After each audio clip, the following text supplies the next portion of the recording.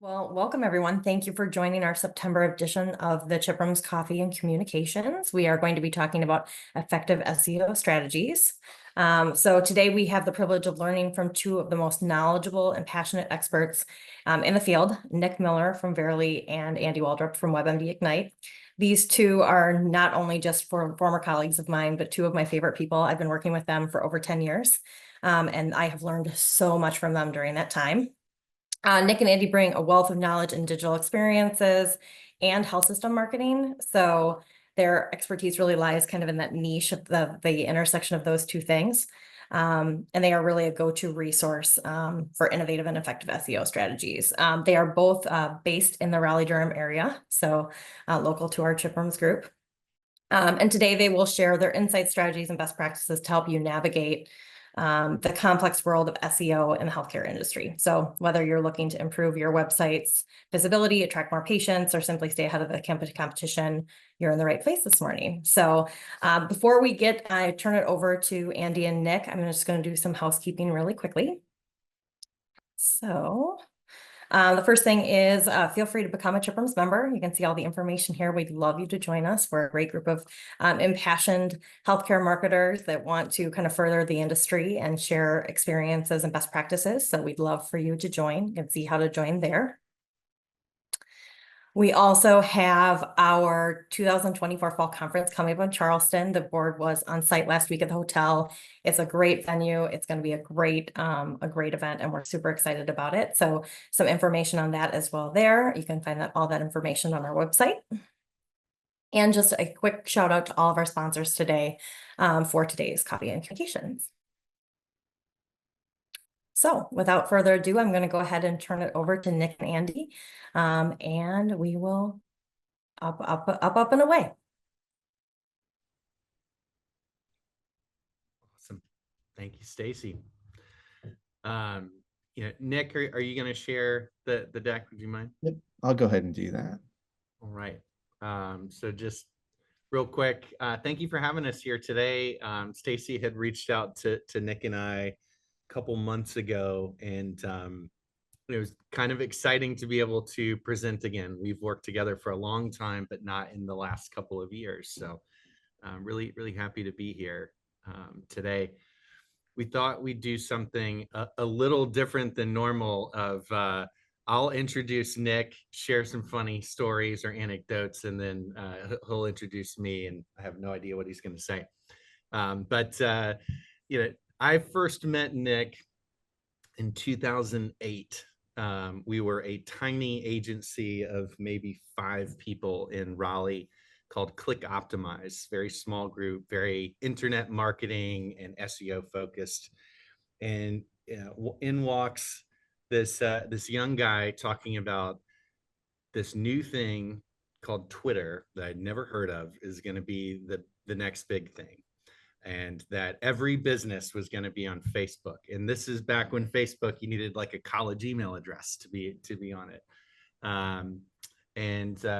Lo and behold, he was ahead of his time. Within a year of that, we were doing what were called tweet up events in the area. We had people coming, and we're throwing local events at breweries and things, and really embracing social media. So from that point, over the last 15 years, Nick and I have worked together in an agency space, at Health Grades, lots of different digital marketing endeavors. But he is my absolute favorite person to talk to about digital strategy, what's happening in the market, what are big companies doing. Absolute wealth of knowledge. So there's Nick Miller, everyone. Thank you, Andy. I appreciate that. And it absolutely mutual on all fronts. What I was going to share is like a little story. I could go through all of Andy's like numerous accomplishments over the time I've known him, milestones reached, like important pieces of business that he helped drive in situations we were in together, products he's launched. But what I really think about when I think about Andy is I think about the end of the day when we were working together, specifically the end of the day. A lot of times he and I would both still be there trying to beat traffic by waiting a little longer to go home, and also just doing a few more things. And on the way out, I had to walk past Andy's office to where our parking lot was. And I knew that many times Andy would grab me and say, hey, I want to talk to you about this thing I'm working on. Do you have a minute? And it was late, but I always welcomed that opportunity. I always knew it was going to like shine a light on something I hadn't thought about before, something new we were trying. Sometimes it was SEO oriented. Sometimes it was around a new product he was building that he was really excited about. And my hope for the conversation today is that you get a glimpse of like what I did in that situation, which was one of the most innovative people in the space, one of the most knowledgeable people, and someone who, above all else, is, I think, most known outside of all this knowledge is one of the kindest, like nicest people I've had the pleasure to work with. So I was excited to do this and talk about something we used to talk about all the time. But Andy's just a great person, and I hope you have that experience I did as I was walking out the door and just grabbed for 15 more minutes to talk about a project. So I think we could jump in and talk a little bit about SEO. It's going to start pretty basic, but we're happy to talk like more technical pieces from our perspective later on. Yeah, so maybe I'll jump in. And for folks who are maybe a little newer to the topic, it's going to start really basic. But like I said, we can go more technical if that's a better fit for the folks on. So just a little bit like to get us going here about what SEO is. So at a very like basic level, the way I've thought about it in the past is that we're just thinking about increasing the visibility of a site, usually your website, when it comes to people searching in the larger search engines.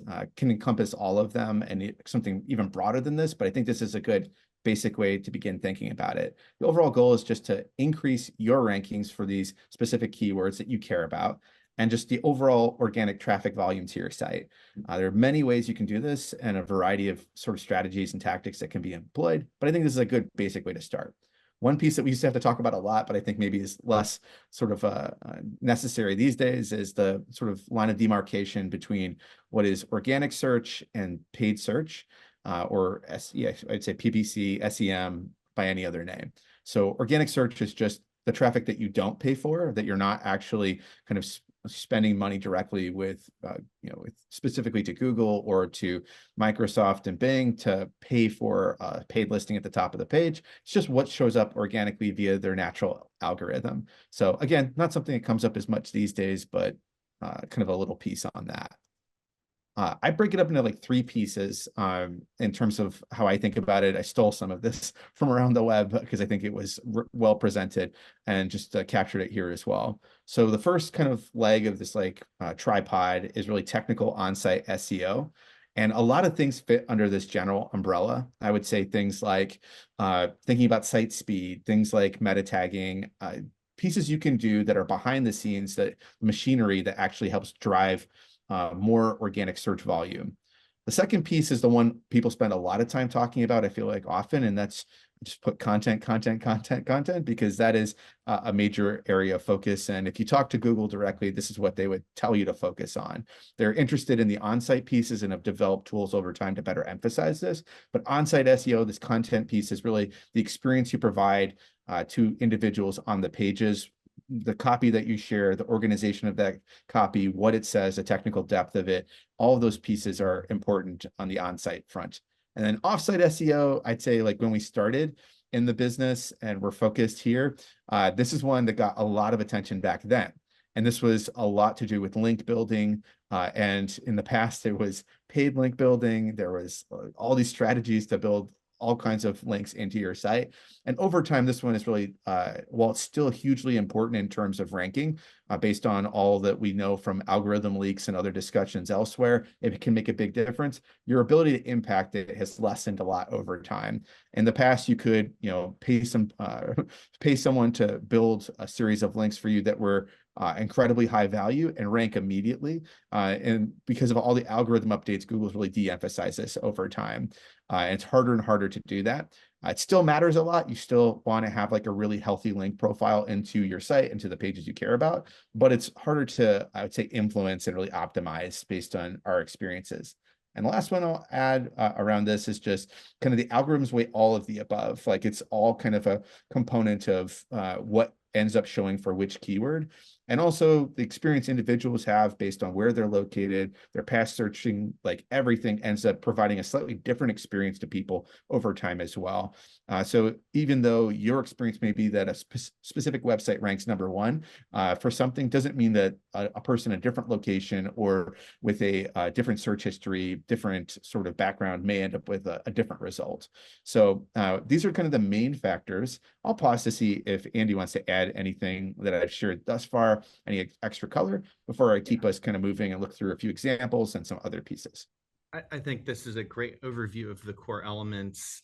In my 17, 18 years of doing SEO, a trend that we've seen is, putting a big focus on the user, what's best for the user has to be the driving force. Sometimes you might hear people talk about white hat, black hat, or gray hat tactics, meaning white hat is, very pure, clean. You're not manipulating anything. You're not trying to do anything that's inorganic in how you're building the site. So you're not like hiding keywords on the page or stuffing things. You're not paying for links to try to drive traffic.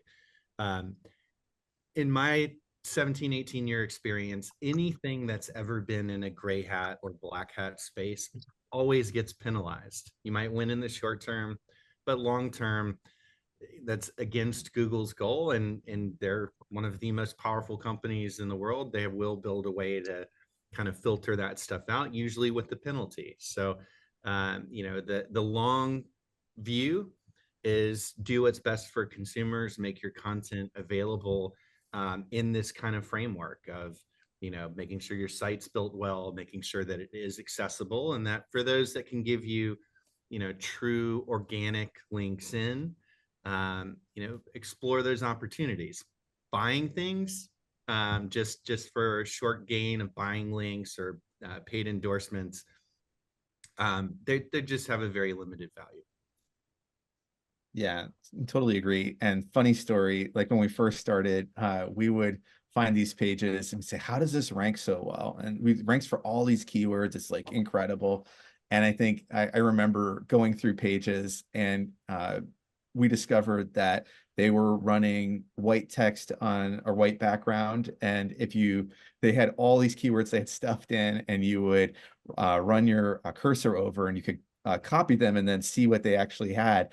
And it was all these weird tactics. It was very much I would say like a hacker mentality to a lot of SEO. And over time, it's really developed into a more substantive field where people are focused on, like Andy said, what is right for the individual? How do you provide the best experience possible? And it's a welcome change, because at times it felt like it was a game and everyone was going right up to the edge of what the rules of that game were. Yeah, there was a company in the Raleigh area that went from 30 employees to over 200 employees in 9 months selling links. And then overnight, as a Google update came out, they flipped the business model to the new name of the company is Remove Them. We'll pay you to remove bad links, and had to flip the whole company around. So that's the kind of stuff that, Nick and I have always kind of practiced more of the white hat tactic. Like, let's stay away from that short-term gain, focus on what's long-term. Yeah. Yeah, so this isn't necessarily healthcare specific, but as we were talking, I mentioned this story to Andy and said, oh, you should talk about this. So I was doing a little bit of consulting work, helping a company that was a startup and is in a pretty competitive space, and they're wanting to rank better than what they were. And so I said, okay, I'll try to help. It's always a long-term sort of project when it comes to SEO. It used to be, like Andy said, we were able to make kind of differences, I'd say relatively quickly in some cases, but over time, the more competitive the industry, it's going to be a long-term project, like 6 to 12 months often, to begin to work on it, build the content, and have the results you're hoping for. In this particular case, it was a company focused on custom mattresses, a very kind of niche industry, but one that has a lot of competition. Mattresses have grown as an industry like a e-com opportunity. And so there are lots of people competing for these terms. And in this case, I took a keyword strategy that was focused, I'd say, relatively widely, where we were trying to focus in on keywords that were relevant to the business, that drove revenue for them. We were trying to focus on keywords that made sense for them to run because they were within the frame of the business. And we were doing a bunch of experimentation. And in this case, from that list, we were able to come up with one of the ones we tried was around European size mattresses, which is so niche. It's like so long tail. It seemed like we'll make an attempt here. And in creating the page for it, we kind of went in a deeper level of detail than what is maybe common for other pages like this. We went through a number of pages that had lists of all the different types of size mattresses in Europe, which there are many. And we created a table that had all the different types, their sizing, deeper level content than what was available elsewhere. And what happened as a result of this is that that page ended up ranking top 3 nationally and ended up driving a tremendous amount of traffic to the site overall. And even though it was so niche, just ranking in the top 3 was hugely impactful to the total traffic. And because they did sell mattresses that could be used in these custom European sizes, they ended up selling a bunch of mattresses as a result of this in the US. So it was like an interesting example of the need to, one, like do a bunch of research on what the right keywords are for you. 2, pick ones that are relevant to a business KPI that you have, not just a general KPI of driving more traffic. 3, sometimes you experiment, you try things that are a little different, you go more deep on your content, you kind of go deeper, I should say, on your content and focus in and go wider, I would say, in terms of what you try, but deeper in certain areas where like, hey, this is a good bet for us. And the result can be it can pay off. And so it was one of those times where you try something based on keyword research, the KPIs, and going a little deeper, and you end up having a nice result. And I think that's relevant in this case because the possibility of ranking for very broad keywords is gone. Like I think in healthcare, it's incredibly competitive. There are a lot of companies that do a great job at this today. And the need is to say, what is the true opportunity? What makes sense for us? And to go on that, to do that topic and do it the best you possibly can with this deeper, more technical content, I think it can work. So just like a little example outside the space, but one that I thought was interesting. So from a strategy perspective, I'm going to talk like about a few different pieces that are relatively straightforward, but I just thought I would mention. So I'm a big fan of like in marketing that we focus on the elements that are true business objectives as like the North Star.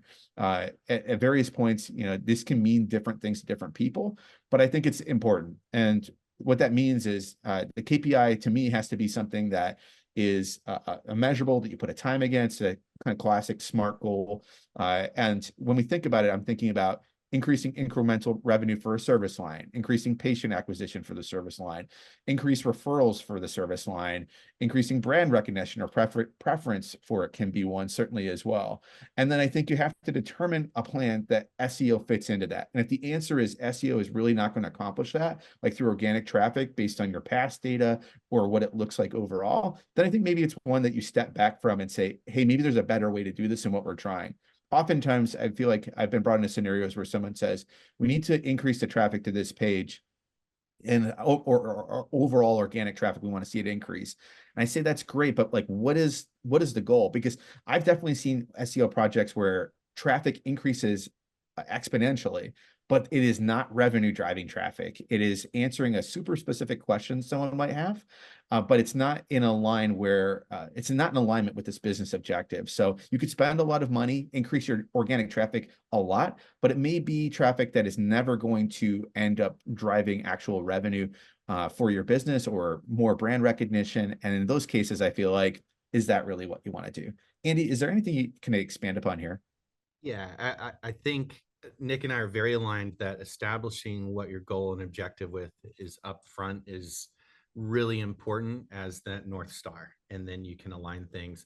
One thing we see common for care providers is also thinking through, is it clear for the consumer what the next step would be, right? So I'll choose an example and cherry pick one, but if I'm reading a page on breast cancer, are we making it clear what the next step for someone reading that page should be? Is it to take a mammogram? Is it to get a second opinion? Is that path easy or clear inside of your health system? Like, is it a call center call, or is it an online scheduling thing? Just doing a little bit of modeling, like what is that next step we'd want somebody to do, it is a very important exercise. And health systems are super complex. I think having that as part of that objective and goal setting of not just, hey, we want to drive a patient from this, but how would a patient actually navigate in from here? Is it frictionless? Do they not know the right kind of location or provider that would actually treat that thing? Or is there anything you can do to help that be a little easier? In my experience, that always leads to more conversions and a more seamless experience. Yeah, I think it's a great point by Andy, and something we've done a lot in the past, which is look at user journeys through sites. And like to Andy's point, where do people start, and where is that kind of point where you're driving either a lead, an appointment, or the kind of the main goal from a revenue generation perspective? What does that journey look like? And again, how can you optimize towards the goal that you have? And there's lots of ways to do that, but it's a great point. To me, like another key part is really building your team. Like when it comes to SEO, there are a lot of different, I would say, specialties that I see pop up when a group comes together to work on SEO. One, I think someone needs to be the strategist. Someone needs to be the decision maker in terms of what you're going to do. You need someone who sees the overall picture of the business objective and is driving activities that lead back to it. Again, to avoid that, hey, we have a lot more organic traffic, but it's not actually revenue generating. Second is subject matter expertise. In healthcare, there's a real risk of having reputational harm, or even the possibility of legal or regulatory repercussions from saying the wrong thing. And so you need a subject matter expert who can step in and say, yes, this is the right way to talk about this topic. Yes, this is logical and makes sense. And also is going to at times be the person who maybe steps in and says, hey, you're wording this way for SEO purposes, but it sounds bad and it's going to confuse people. We need people who can step in and have that sort of perspective. That may be the strategist, but it's not always that person who can speak to that. Sometimes it's physicians, sometimes it's medical directors, other folks that have a lens that they can provide to this. I think in today's world with SEO, having a front-end developer is a really important piece as well. Someone who can do light changes to sites, as well as maybe would feel more comfortable as you need to do additional optimizations to the site that are some of the architecture I mentioned behind the scenes, that would kind of have knowledge of how to create kind of the devices we need for tracking behind the scenes for digital analytics, that has some of the skills necessary to work within a CMS, a content management system. That can be a valuable person. Again, the strategist might be the same person who can do some of this light work, but it's really helpful to have someone like that as a part of the team.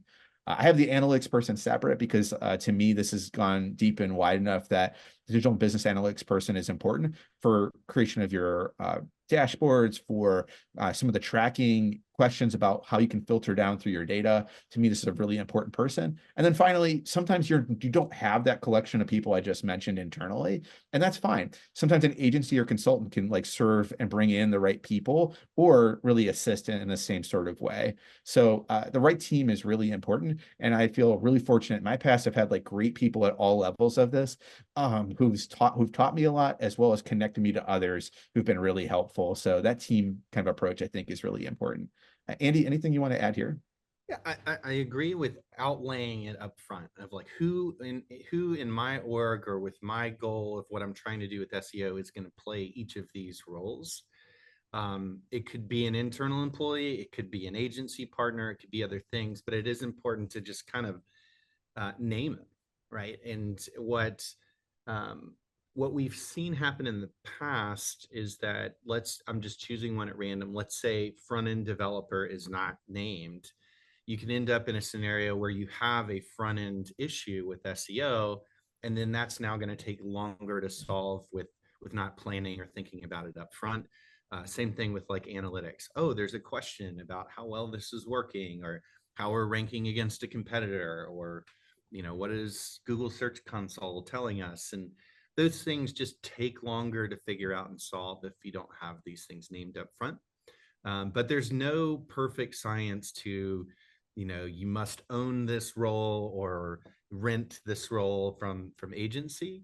That's going to be dependent on your size and what your makeup is of your tech stack. But just spending some time to think about it, like who's playing the role of subject matter expert? Is it, a person on my team, or is it an external consultant?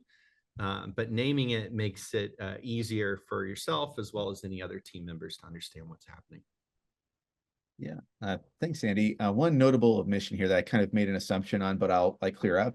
The writer, the person who creates the content, which is a key component of this, may be a separate person than a subject matter expert. Sometimes they are the same person and you're leaning on them. I think what works best is potentially close collaboration in this regard. I think my personal opinion is that the need to go deep on topics has increased over time. And so having someone who can do a first draft as a subject matter expert that then can take some constructive criticism from an editing perspective, from someone who has more experience from an SEO, maybe the strategist or another person on the team, to lean into it a bit and say, hey, would you be comfortable with a headline that was a little more SEO friendly? Here's what I had in mind. Hey, in this particular instance, we actually might be being a bit too repetitive, and we may have a keyword density that actually is going to flag us from an SEO perspective. Can we step it back a bit? Can we use some different language? So that's one thing I kind of omitted here, but I think is probably a notable piece, as they are a core component of the process. So the next thing I like, I'm a big measurement person, based on the luxury of some of the places I've worked have been heavily focused in this regard. I think creating a measurement structure focused around your KPIs is crucially important. So I have a little example here. Let's say your goal is to increase revenue for a cardiology service line 2% by the end of the year. You do some research, as I mentioned before, and discover that you think you can get to this goal. And a lot of this is always math backing into math. And so it's saying that, hey, I think if we increase traffic to the specialty page by 30% as compared with year-over-year volume, doing some content rebuild, maybe a link strategy, focusing on page load as an area of focus, we think we can increase as well the conversion rate of the specialty page by 10%. So get more volume to the page, increase the conversion rate of that page. And with the conversion rate, we focused here on call to action prominence, like making the calls to action more clear, like the top of the page, at key moments in terms of the user experience. Content restructure, putting some of the things people are most interested in first, perhaps, or like structuring in a more logical way from a journey perspective. We think that if we do these things, we can then get that 2% increase by 12/31/2024. So what do I want if I'm trying to do that? Well, I want like a dashboarding experience that really captures a lot of these pieces. So initially, I want one that focuses on a primary business objective. And this is often one of the hardest to create. So I want to look at the service line revenue and say, okay, our goal is to get to 2%. Where are we at today? And how are we building towards that goal? Then I want to drill down page on page traffic within this view, where I can see that and the conversion rate, since that's the next level, where I'm like, okay, what's the total traffic and how are we doing on the conversion rate? And then I may even want like a tertiary level where I'm looking at the individual tactics, like how, in terms of the content rebuild, the link strategy, maybe a little additional detail on these various elements, like how do we do increasing page load over time over kind of our area. And then I want to look at it in a bunch of different ways. And this is just me always being interested in how these things perform. So I want to look at performance against goal, like how are we building towards that goal? We increase by 0.5%, 1%, 2%. I want to look at that. And then I want to look at these other kind of pieces as well in terms of a year-over-year comparison, month-over-month comparison, because I want to look at, is it seasonality that's making this harder because we see a dip at this particular time of year? I want to look month-over-month to say, yeah, we've seen real growth and like this is really increasing based on how we're attacking this problem. So to me, dashboarding is like a boring part, but it is like a really important piece, because if you don't see all the steps along the way, it's really hard to back into the business objective effectively. And at the end of the day, what I'm hoping from this is that I can take this back to my leadership and say, within a health system, for example, and say, hey, we had this challenge. Here's what we did about it. Top line sort of number is we kind of spent this amount of money on the SEO project and we hit the goal of 2%. And so I want to go after these other service lines with a similar approach, or I think I can increase again next year by scaling these sort of approaches like this. and on the other side, I think it's really important to say we didn't reach our goal, but here's why we think it happened, and here's what we might do about it for the future. And so the dashboard is going to drive a lot of those conversations, and the insights that the team derives. Generally, this is going to be the strategist in many instances with some help from the analytics folks. Is to say we reached our goal, green. We are on our way to reaching our goal, maybe yellow, and then red, we're not reaching our goal, and with kind of hypotheses as to why that might be. Yeah, I'll just add one thing with dashboarding that I've personally seen a lot of is just beware of false metrics, right? I think it's really important to start a dashboard with your business objectives and goals in mind, right? So if you are a regional player where your sphere of influence or where you can actually count on revenue coming from is limited, then national or international ambitions with ranking is not totally relevant. It's not bad, right? But you could grow traffic in a way that actually doesn't grow revenue, or maybe you grow traffic, but your conversion rate gets worse because you drove more traffic, but your total leads went up. So it does just take some thoughtfulness when looking at it of just, do we really understand what's moving? I think all too often we see things get reported as like, hey, we grew traffic, right? Which it's not bad. I'm not calling it out as a negative thing, but if it's not moving the business needle and it's not attributable back to what you're actually trying to do, then it can be either a distraction or just kind of eyes off the prize from the main thing. Yeah, definitely agree with what Andy shared. And I think of a really good example of this that I've heard in meetings. And this is why, I think the best weapon you have to arm yourself as you are concerned with SEO and talking to folks within an organization is to ask a next level question, like one that happens. And that's why it's important to have this business KPI, like a business objective that ties into it. Because I've definitely been in meetings where someone says, we now rank top 3 for 10 new keywords. And you're like, wow, that sounds great. Like we rank top 3 for this. A good follow-up question is, what is the total monthly volume as a result of those top 3 rankings? Because if no one uses those keywords, ranking for them is really not as useful as we might like. And like flipping it around a bit, it's okay to rank top 3 for keywords that you get very little traffic for if almost all of those people become revenue for the health system and drive what you want. So you don't need total traffic. You don't need rankings. You need whatever ties back to the business objective. And so it can be a real composition of different elements that drive that. And that's okay. It's just, that's why I have to have a business objective as opposed to simply like, how do we rank? And what happens often as well is there's an arbitrary keyword that someone in a leadership position picks and says, we have to rank for this. And it's really the job of the strategist, who I mentioned on that team earlier, to say, I hear you, and that is a big keyword. However, here's why it's one, not plausible potentially based on the universe that exists in terms of the algorithm. 2, we would like to rank for that, yes, but actually there's a more strategic keyword for us that drives revenue over here. And a lot of the discussions you have that are really highly valuable are educating about how SEO works, about your business objective and how you're driving towards it, and avoiding the vanity metrics, like Andy said, where you get caught in a swirl of, I have to rank for this one keyword. We've heard it many times, and it's not always a very productive conversation. I'm going to give a couple tips, and then I'm going to hand over to Andy to drive for a little bit. So tips, for me, it's focus on what you can control. Having great content that your visitors love. This is like, if you go anywhere and they talk about SEO, they're going to talk about this. To me, what's changed over time is in the past, you could write 3 paragraphs, put a good, use a good page title, use a good header, make sure it's mentioned a certain amount of times in copy, and say, okay, we've done our part. It's changing. I think that Google definitely values deep authoritative content and answering questions effectively more than had been the case previously. So I think this is something you can do. If you are the subject matter expert and you deserve to rank for this keyword, you can prove it through your attention to detail in the content. Show them that you know this better than anybody else, answer their question more effectively, and I think that's going to work for you. And I think having an effective site that runs quickly and is easy for search engine crawlers to find, like that's important. I think this is something where you can monitor the vitals of your page using things like Core Web Vitals. Like there's a number of tools that you can utilize that look at very deep kind of pieces across your site to find errors that you can correct over time. This might be things like, hey, this page is 404ing, these links are bad. It might be things like this page actually loads quite slowly. What can we do for that? It may be a variety of errors and issues that you can kind of address over time. Great content, having a great site, these are things that can help you.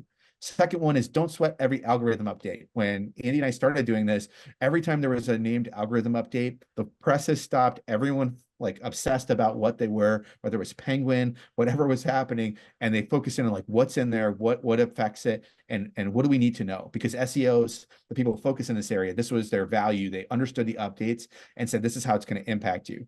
And I've definitely been on the other side of updates that negatively impacted our clients, where we did sweat them out because we worried that this was going to become a permanent change, whatever had happened.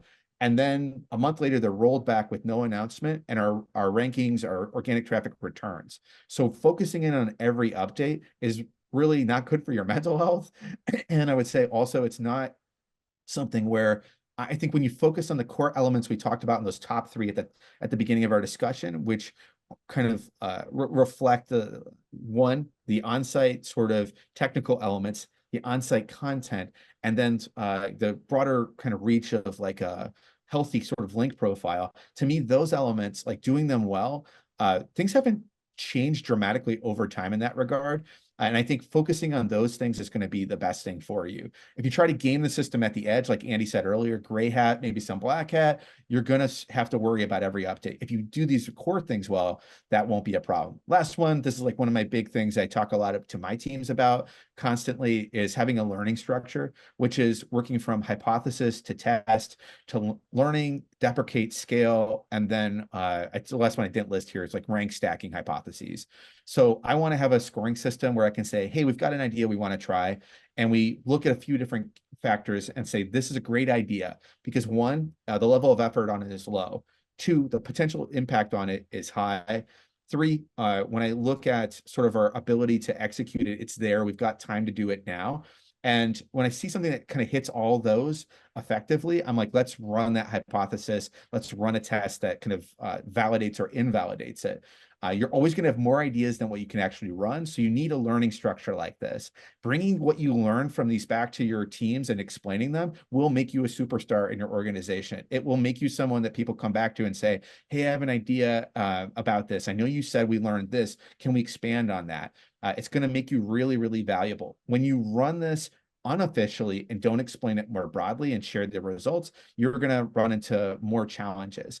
Because you know what works and what you're doing, but the broader organization doesn't, and they're just going to come back to that keyword that C-suite individual, the leader picked out that said they have to rank for, and they're going to say, hey, we don't rank for this, so it's a failure. When you have this, you're going to be able to say, we've learned these things over this year. Here's what's next, and it's going to make you put you in a much stronger position overall.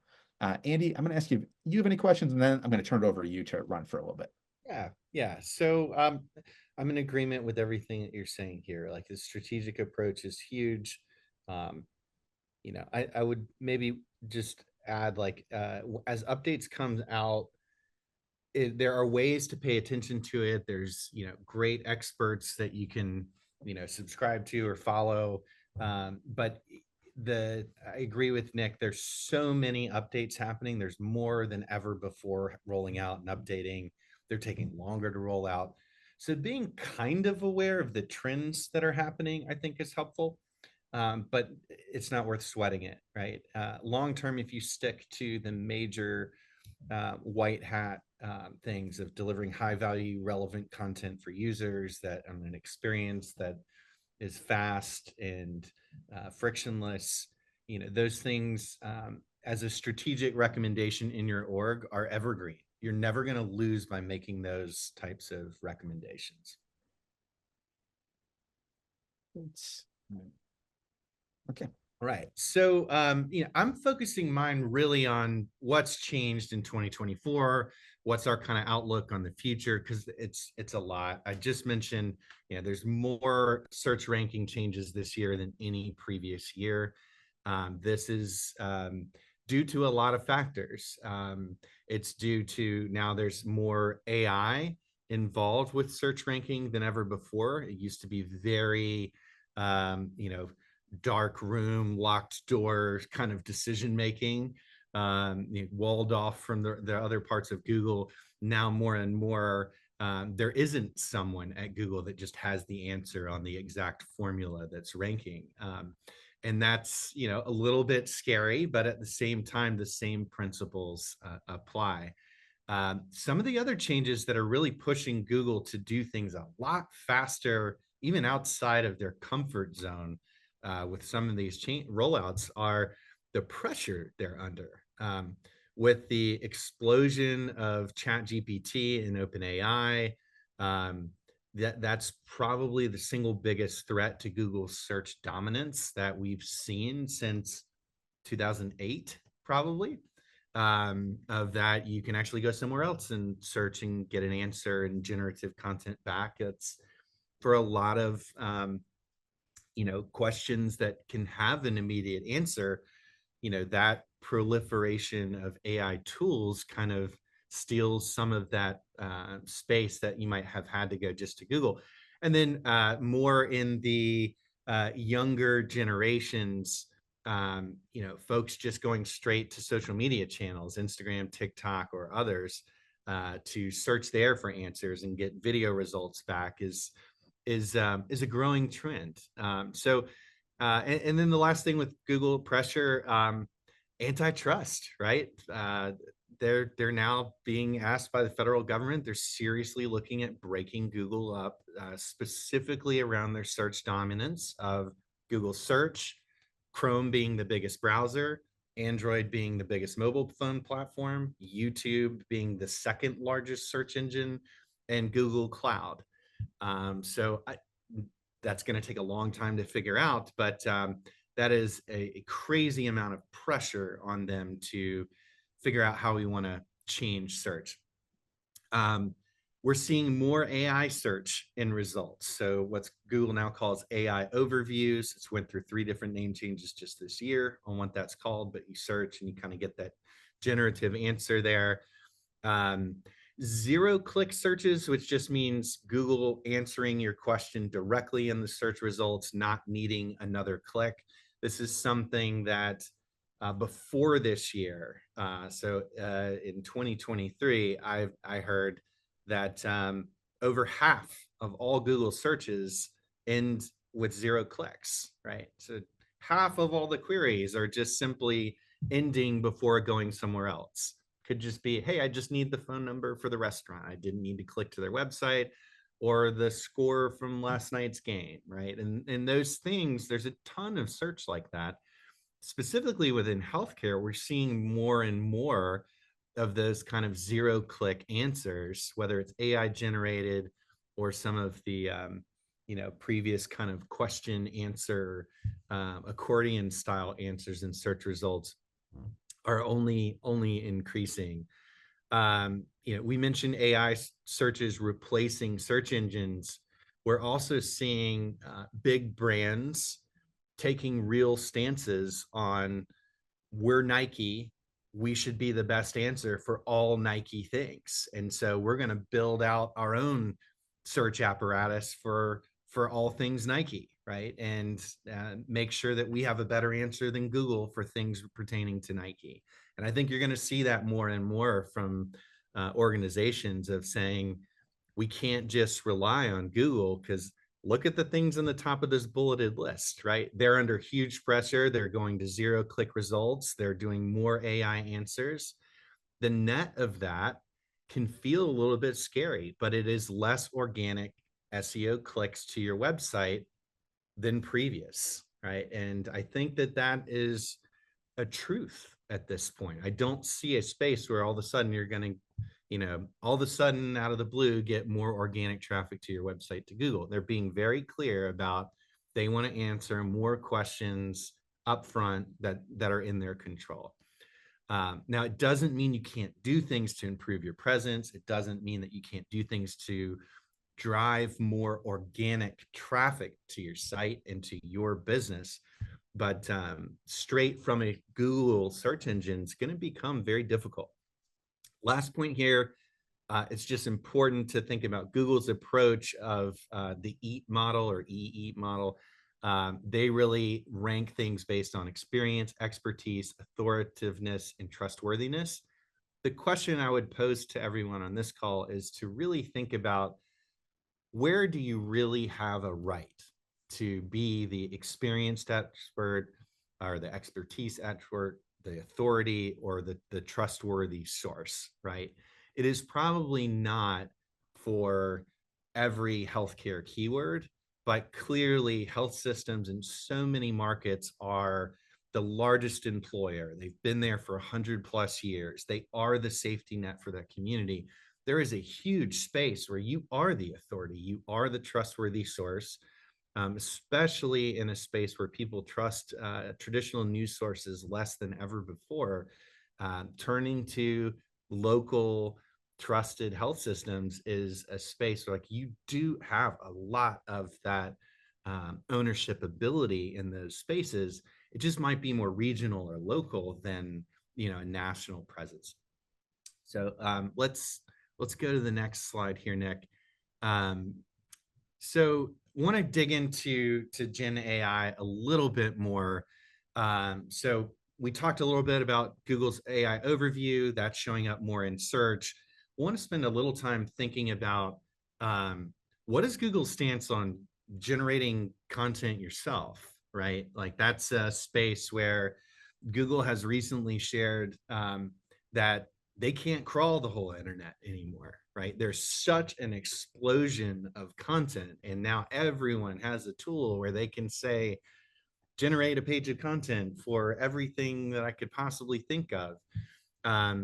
Crawling all of your content is not something that Google's going to do, and they're being pretty explicit about it. So it has to be high value, but Google can also not be a hypocrite on this and generate content for themselves and tell everyone else that you can't. So their you know, stated vision for generative content is it needs to be helpful for users, right? If it is built and it's relevant and helpful for your real audience, and it's made for an audience for usefulness, then it can rank.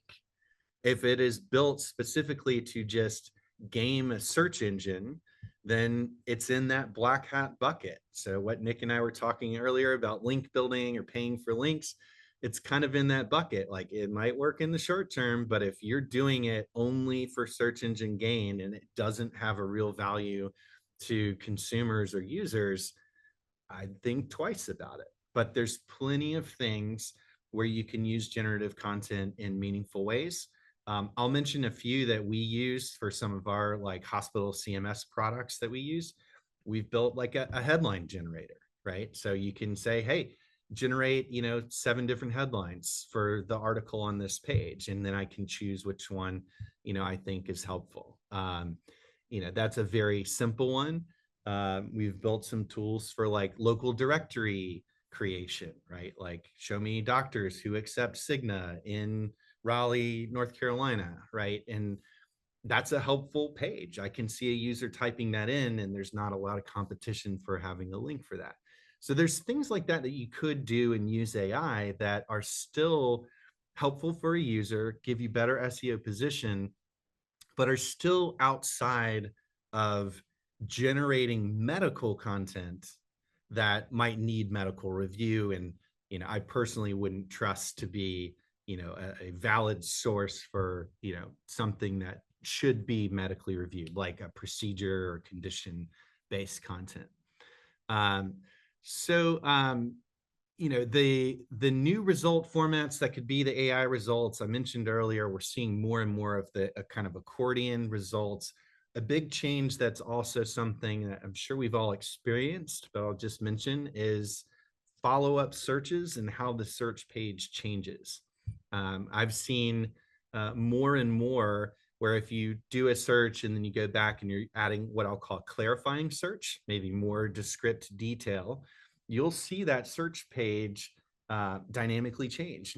Get more kind of question answer pairings. If you interact with those question answer pairings, it will expand to more of those.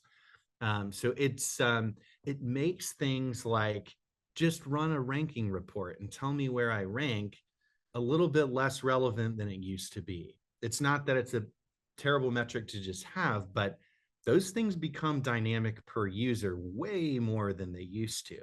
And it's a truth. So it's worth just calling it out. Of rank reports can be helpful just directionally, but there is no longer a we rank 3 for this, right? It could change by so many different factors that it's there.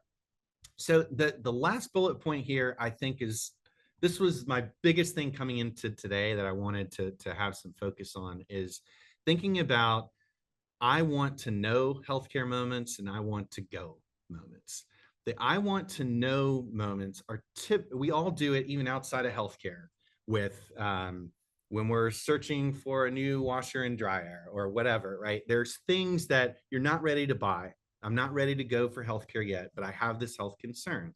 Is this rash poison ivy or something else, right? Whatever the moment is, we all do it. And there's a ton of traffic there, but it's almost always national or international, right? It is not a space that is easy for a health system to rank for unless you're Mayo Clinic, Cleveland Clinic, Johns Hopkins. There are very, very few, right? That's a space. And look, I work for WebMD. That's a space that's very important to us. And I'll raise my hand and accept, like, Google's going to steal some of that. They're going to want to answer some of that directly with their AI and give the answer in a paragraph of what is type 2 diabetes, for example, right? That I want to know space is going to be hard to be the authority, the expert, the trustworthy source, because the competition's so great. The I want to go moments is where I see every health system in your regional or local market, you should be the answer. And that doesn't just mean, location pages being optimized, should be that, or provider profiles, but anything where a person moves from, do I need a washer dryer in the non-healthcare example, to, okay, I'm ready for buying a washer and dryer. Which one should I buy? Where should I buy it? How do I get the best price? When can I get it delivered? Those kinds of things in healthcare that are more like, okay, I do need care. Do I need a doctor, or can I go to an urgent care? What kind of doctor? Do they accept my insurance? Those things could happen on your website, but so often they're happening in Google search as well. Urgent care near me with availability. Provider, pediatrician who accepts Cigna in Charleston, whatever it is. There's so many opportunities to optimize for the places where your competition shrinks drastically. And so your ability to rank goes way up.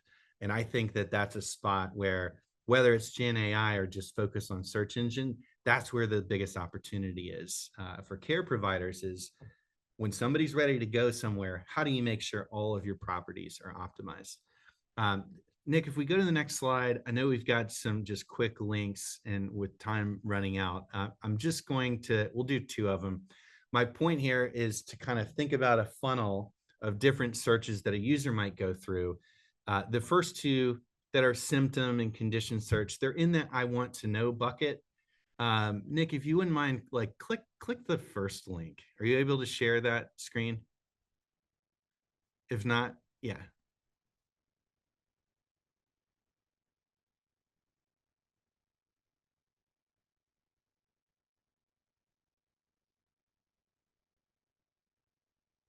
So while Nick's pulling this up, this particular link here,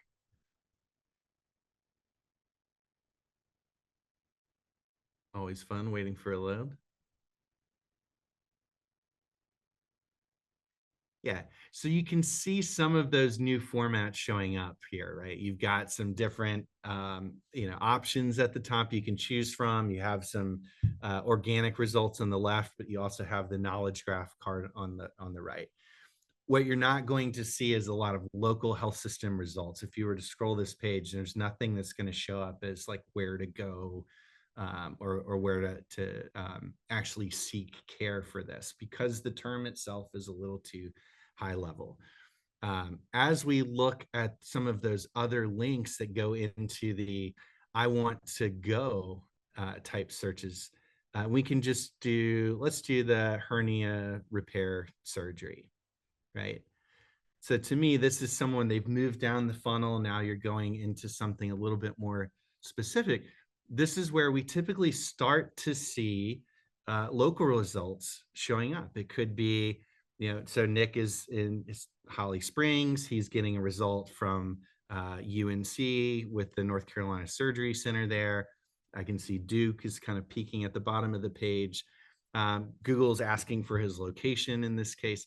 So this is a place where, like, as a health system, there's so much more opportunity to rank. There's so much more opportunity to optimize either your website, your local listings here. So that's where we see the biggest ways to win, is optimizing and making sure that you have places to show up for these different things. That means having content that matches these, as well as your provider profiles. Just as a quick example, click the last link there. So it's worth calling out this as well. There is a ton of search volume that is specific to doctor names, and it's usually in that space of either vetting a doctor. Maybe you did a search for, surgeons who do hernia repair, or maybe you had a recommendation. We see that a ton as well. Like, oh, I know Nick had a hernia surgery. Let me ask him who his doctor was. And this is a place to vet. And there's a huge opportunity to make sure that your content is structured and organized well. Schema markup is a huge thing. So your content on your page, if you're looking at these results, and I'll just focus on that top result there. There are review snippets showing up. There's a photo pulling through, and that site is in the code is telling the search engine, here is the doctor's name, here is their specialty, here is the total review that we have, here's the average review score, here is the provider image. All those things is in the code, telling and giving Google that structured data to crawl. So there's opportunity to do that for any events you have, locations you have, providers you have. That is a huge benefit on the technical side to add those details. So I think that'll be the last thing I touch, just with time running out here. Nick, if you want to go to the last slide. Let's go to 13, actually. So we put together a list of resources that we find helpful. Google Search Console gives you data about exactly what keywords you're showing for and how many clicks you get. It will tell you how much traffic you're getting. If you do not have that enabled, that is an absolute must-have. Google My Business for your local listings is huge. You should have that as well. How search works, I think, is not visited enough. This is Google's definition. Here's how our search works. Here's exactly how it works. They update it, they maintain it. If you ever have questions about what's actually happening, that's a huge source. And then I'll just make two call outs and toss it to Nick. But on the page side, Screaming Frog is something we use on every single project that crawls your site and grabs lots of information there. That's my favorite paid tool. And of the names over here, Chris Long is local to the Triangle area. He posts an SEO technical tip every single day on LinkedIn, a free follow, and favorite of the bunch. But Nick, I'll throw it to you.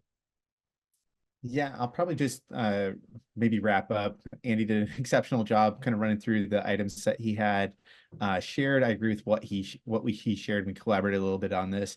I just want to say thank you to Stacy and Rocky for asking us to come and do it. It's the sort of thing where I think if they had asked me to do anything, I probably would have, because they're folks that I really value, and people that have meant a lot to me in my career and sort of the things that I've tried to work on. So I want to say thank you for that. Thank you to all of you for your time and attention today. This is a more technical topic and not always the most exciting, but I was really excited to talk to it with Andy. So thanks so much for that. I will pass back to Stacy or others from the organization just for any last minute items. But thank you. Excellent. Thank you guys so much for your time today and your expertise. It is invaluable. This is, we're all navigating constant change. And so it's great to have experts like the two of you to join us and help us kind of navigate those changes throughout every month of the year that tends to have surprises around every corner. So thank you all for joining. Thank you, the 20 participants that hung on past the 9 or 10 o'clock mark.